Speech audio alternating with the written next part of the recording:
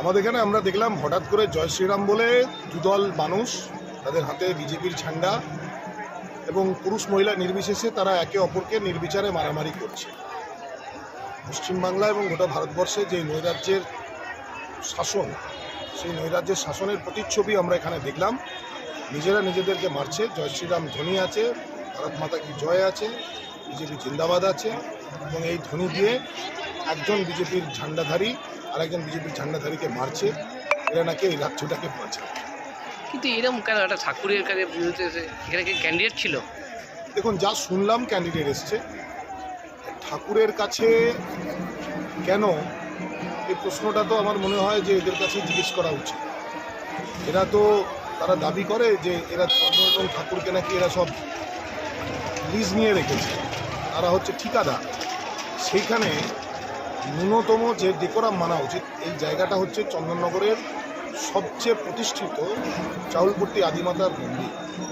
আজকে আমাদের পূর্ণিমা পুজো চলছে, অসংখ্য ভক্ত আছেন, ধর্মপ্রাণ মানুষ আছেন, পুরুষ মহিলা নির্বিশেষে। সেইখানে এই ধরনের নৈরাজ্যের ঘটনা নিন্দা কি বলবেন, ঘটনাকে ধিক্কার জানাই। আপনার নাম? আমি গোপাল সরকার।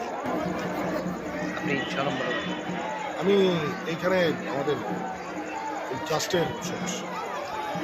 দাদা, আজকে তো আপনি প্রচারে বেরিয়েছেন বা পুজো দিতে, এখানে হঠাৎ একটা গন্ডগোল বেঁধে গেল কেন?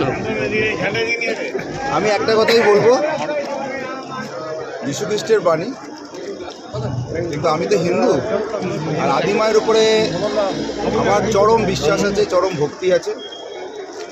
আমি যে কোনো শুভ কাজ করার আগে যে কোনো সময় একবার আদিমার কাছে আসি। মা আমাকে ফেরায় না। আমি মাকে শুধু বলবো ওরা ভুল করছে, মা ওদের ক্ষমা করবে। কিন্তু এরা তো নিজের দলেরই লোক, এরকম কেন আক্রোশ হচ্ছে? এর গ্যারেন্টি আপনি দিতে পারবেন যে দলের লোক? তৃণমূলে বিটি আপনার কাছে কোনো প্রমাণ আছে যে এরা বিজেপি করে বলে?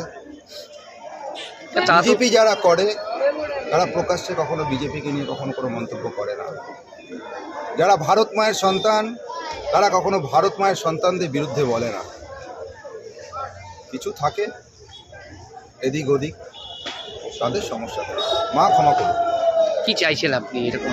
একটাই চাইছি, হিন্দুত্বের জয় হোক, মির্জাফররা শেষ হোক, পশ্চিমবাংলা ধর্মের স্থাপনা হোক, চন্দননগরের ঐতিহ্য ফিরে আসুক, আর দোগলা রাজনীতি বন্ধ হোক।